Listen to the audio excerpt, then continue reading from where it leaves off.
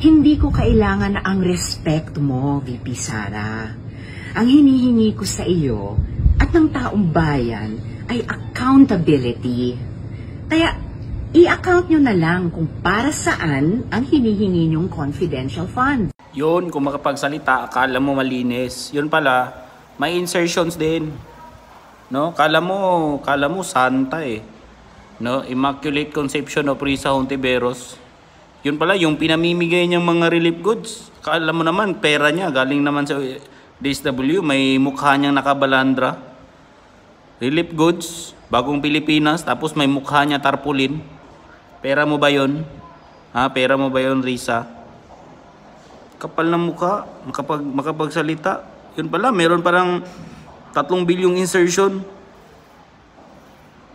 Tapos yung kay Inday, 125 million lang na confidential fund. Tapos na-liquidate naman nila ng maayos. Hindi naman pumalag si COA. Buong puta.